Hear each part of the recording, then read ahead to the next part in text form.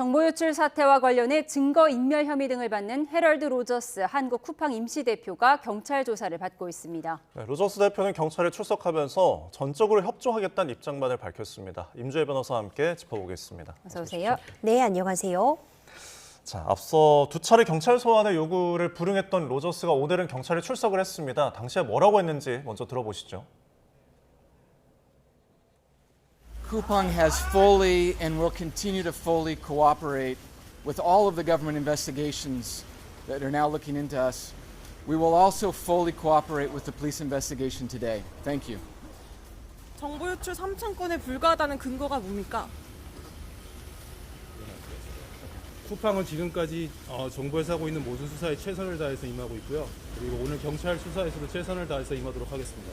증거 인멸 혐의 인정하십니까? 국정원 지시 받았다는 말 위증이었습니까? 관세 관련해서 미국에 로비했습니까? 두 차례 소환 응하지 않은 이유 뭔가요? 네, 통역도 있긴 했는데 기자들의 질문에 자기가 하고 싶은 말만 하고 들어갔습니다. 앞선 국회 청문회에서는 이렇게 책상을 치면서 호통치는 모습까지 보였었는데 오늘은 어쨌든 조사에 협조하겠다고 밝혔어요. 그렇죠. 이 지금 세 차례 소환 조사 끝에, 그러니까 세 차례 요청 끝에 지금 소환에 응했습니다. 이 소환에 들어가면서 유의미한 이야기를 할 것이다라는 부분은 좀 예상하기 어려웠습니다. 그렇죠. 네. 저 정도의 발언 수준밖에 할 수 없었을 것이고요. 일단 조사 과정에 성실하게 임하겠다라는 기존의 입장 정도만 반복했다고 보여집니다. 통역을 대동해서 왔습니다. 원래 이렇게 수사기관의 요청에 의해서 외국인이 수사를 받을 때 이 수사기관 입장에선 당연히 통역을 붙여줘야 되고요. 이 수사기관이 함께하는 그런 통역관들이 또 별도로 있습니다. 어떤 법적인 용어도 포함되어 있고 수사기관에서는 특히 중요한 쟁점들에 대해서 또 이 피의자의 방어권 보장 측면에서 전문 통역관을 쓰이기도 하는데 로저스 대표 같은 경우에는 본인이 이제 고용한 본인의 통역관을 지금 대동하고 수사를 받으러 가는 것으로 보여지고요. 언어적인 그런 장벽이 있는 만큼 기자들의 질문에도 사실상 통역이 곧바로 통역을 하지도 않았고 이 질문은 그대로 답변하지 않은 채 들어가는 모습도 이제 확인할 수 있었습니다. 네, 지금 조사에서도 통역이 이루어지고 있을 것 같은데 1차, 2차 소환에는 이제 불응을 했잖아요. 3차 만에 나온 건데 왜 지금 나왔을까요?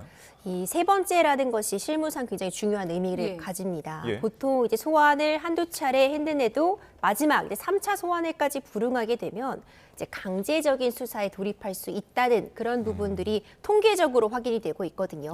이것도 무조건 세 차례 불응하면 곧바로 체포영장 발부된다라고 연관 지을 수는 없겠지만 일단 계속해서 수사의 필요성은 언급이 되고 있고 수사가 필요함에도 지금 미국으로 출국을 해버렸기 때문에 이 부분도 좀 계속해서 문제점으로 지적이 됐습니다. 그래서 이미 두 차례 불응했는데 이번마저도 불응한다면 어떤 조치가 취해지는 것 아니냐 이런 부분도 상당 부분 압박으로 작용을 했으리라고 보고요. 당연히 변호인단과 상의를 했을 텐데 이번에도 불응하면 수사기관에도 성실하게 임하고 있지 않다라는 인상을 심어줄 수밖에 없고 이후에 출국 정지 등의 조치가 취해질 수도 있기 때문에 이번에는 출석해야 된다라는 그런 조언도 충분히 받았으리라고 봅니다. 이 쿠팡이 자사 정보 유출과 관련해서 지난해 12월에는 자체 조사 결과를 발표해서 논란이 되기도 했잖아요. 당시에 그 정보 유출자가 쿠팡이 딱 적힌 쿠팡 에코백에 노트북을 담아서 벽돌과 함께 강해버렸다. 그래서 가게에서 다시 건져 올렸다. 이런 조사 결과를 발표한 적이 있었죠. 그렇죠. 영상도 함께 공개가 됐는데 이제 쿠팡 측의 잠수부로 보이는 사람이 그 노트북 같은 부분을 건져 올리는 부분까지도 우리가 영상을 통해 확인을 했습니다. 근데 이 과정에서 그렇죠. 이 조사 결과를 쿠팡 측이 발표를 했는데 이때 정부와 완전히 엇박자가 난 겁니다. 그러니까 쿠팡 측은 정부와 긴밀하게 협력을 하면서 이 피의자를 접촉하고 그리고 이 핵심적인 증거물을 압수했다. 그리고 이제 정부 측에 제출을 했다라고 밝히고 있는데 정부 측은 쿠팡과 사전에 협의된 바가 없다라고 하면서 오히려 논란이 가중된 건데요. 당시에 쿠팡 측은 애초에 이제 이 개인정보 유출 규모가 3천만 건이 넘는다라는 이 정부 측의 추산이 있었는데 3천 건 정도에 불과하다라고 만 분의 1로 1로 줄였어요. 그렇죠. 유출의 범위가 대폭 축소가 되었고요. 또 일방적으로 발표한 부분, 이 부분도 오늘 수사 과정에서 다뤄질 수밖에 없습니다. 그리고 이 피해자와 접촉을 한 사정이라던가 이 증거도 수사기관에서 먼저 확인하기 전에 쿠팡 측이 이 증거에 대해서도 먼저 접촉을 하면서 네. 일부 증거가 오염된 것이 아니냐라는 그런 의혹까지 제기가 되면서요. 아마 오늘 수사에서 이 의도적으로 이 증거를 오염한 것은 아닌지 예. 정부와 어떤 긴밀하게 협조했다는 그 근거는 무엇인지 이런 부분도 집중적으로 질문이 오고 가리라고 봅니다. 네, 그러니까 여러 가지 논란을 낳은 상황인데 그렇다면 구체적으로 좀 받을 수 있는 혐의는 어떤 게 있나요? 지금 현 시점에서 문제가 되는 건 이제 증거 인멸 혐의 같은 부분이 문제가 될 수는 있습니다. 예. 그러니까 수사와 조사가 필요한 지점인데요. 이 압수품, 그러니까 그 노트북 같은 부분은 실제로 어느 정도 개인정보가 유출되었는지, 이 해당 유출자가 어떤 경로로 쿠팡 측에 접근을 했고 실제로 우리 국민들의 피해 규모가 어떠한지를 확인했는데 정말 핵심적인 증거입니다. 네. 근데 이 증거가 만에 하나 쿠팡 측의 어떤 지시에 의해서 일부라도 오염이 되었다면 굉장히 큰 문제를 야기할 수 있고요. 이를 근거로 보자면 지금 수사기관의 업무를 방해했다는 혐의, 공무집행 방해라던가 예. 증거 인멸 같은 부분이 충분히 문제가 될 여지는 있어서 오늘 아마 그 부분에 대한 그 경위, 어떤 방식으로 이 물품에 접근을 했고 네. 피의자와 접촉했는지 그 부분에 대한 집중적인 질문 오고 갈 것입니다. 예. 그런가 하면 로저스가 국회 청문회에서 위증한 혐의도 받고 있는데요. 그 부분 듣고 오시죠. 그걸 조사하라라고 하는 지시를 한 분이 누굽니까? 본인입니까? 정부 기관이 저에게 지시를 주었고 전 지시를 따랐습니다. Do you think this is funny? You're 지금 accusing me 이게 of perjury. 재미있으십니까? You're telling me that 저를 I 증언 and now you're laughing. 장난하고 있어요 지금? I don't understand why I'm being treated this way. 내가 왜 이런 대우를 받는지 모르겠다라면서 좀 화를 낸 부분이었는데 이 셀프 조사는 정부가 지시한 것이다 이렇게 주장을 했어요. 그렇죠. 이 부분이 쟁점이 될 수밖에 네. 없습니다. 그러니까 정부와 쿠팡이 말 그대로 완전히 엇박자를 낸 겁니다. 쿠팡 측이 이 조사 결과다 하면서 먼저 발표를 했고요. 예. 정부는 이에 대해서 일방적인 발표였다라고 곧바로 입장을 냈습니다. 그러자 쿠팡 측이 다시 재반박을 하면서 정부와 협의한 것이 맞다라고 또 이야기를 하자 정부는 다시 또 반박을 했습니다. 아니다. 이제 현 상황에서는 수사기관의 판단을 좀 기다려볼 수밖에 없는데요.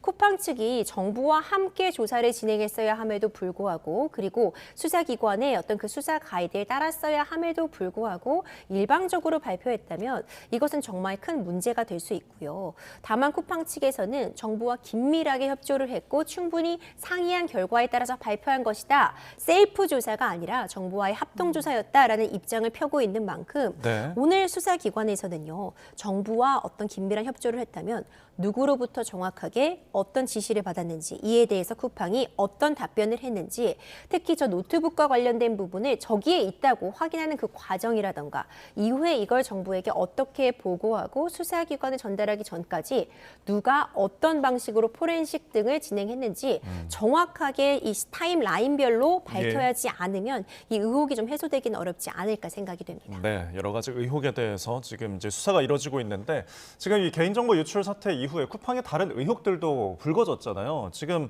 로저스 대표가 산재 은폐에 개입했다 이런 내용인데 구체적으로 어떤 건가요? 그렇습니다. 이 물류센터 노동자 고 장덕준 씨의 과로사 은폐 의혹이 함께 지금 문제가 되고 있는 건데요. 예. 이와 관련해서 당시에는 로저스가 한국 법인의 대표는 아니었죠. 네. 다만 이제 미국 법인에서 중요한 업무를 담당하고 있었는데 이 청문회에 등장해서 이와 관련해 이 산재 은폐 의혹에 대해 아느냐라는 질문을 받았을 때 로저스 대표는 이 한국에 와서 이 기사 등을 보고 이 의혹에 대해서 확인을 했다라는 취지의 답변이 있었습니다. 예. 그런데 지금 일부 보도에 따르면요.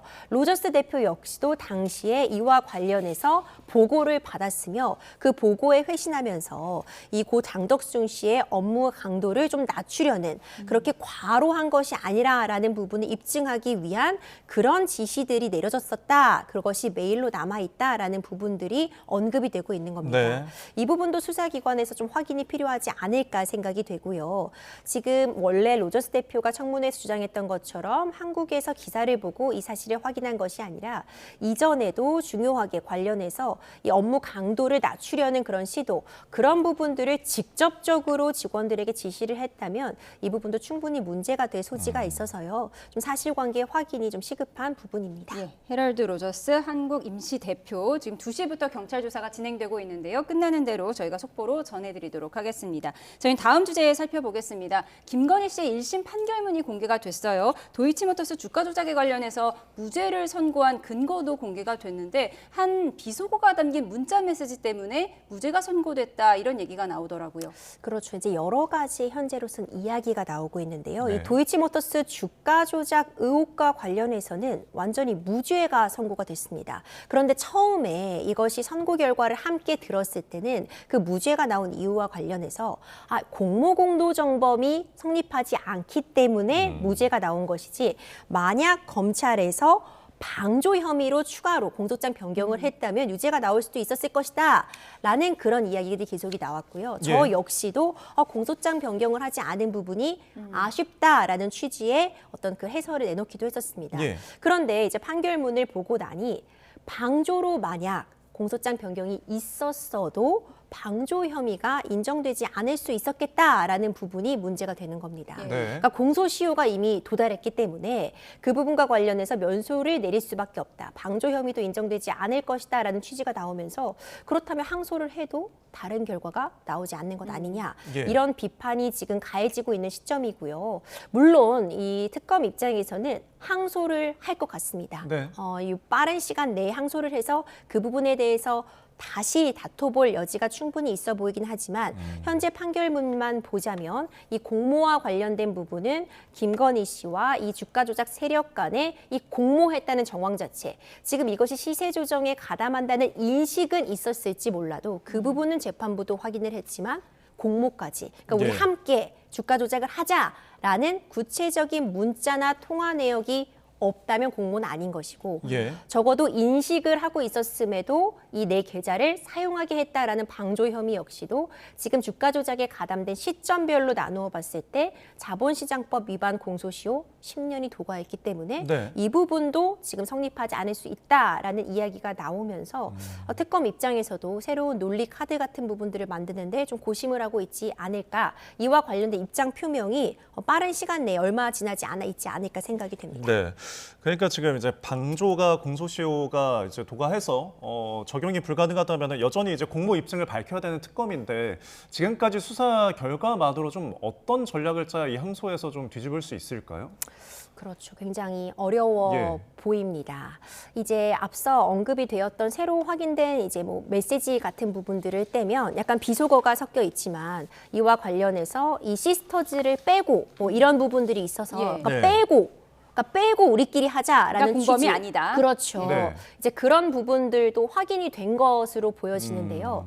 이것도 좀 단편적인 문자라고 보여집니다. 오히려 네. 특검에서는 이런 부분들을 근거로 해서 이렇게 비속어를 쓸 만큼 가까운 가까웠다. 사이였다. 오랜 기간 함께 해왔다라고 또 전 역으로 이용해 볼 수 충분히 있다고 보여지거든요. 예. 그럼 특검 측의 입장에서는 이런 문자 메시지, 누구를 빼고 이들을 빼고라는 문자 메시지뿐만 아니라 이들과 함께 굉장히 긴밀하고 친밀한 관계를 오랫동안 이어왔다라는 부분을 입증할 만한 다른 메시지 등을 전 충분히 제시해 볼 수 있을 것 같고요. 예.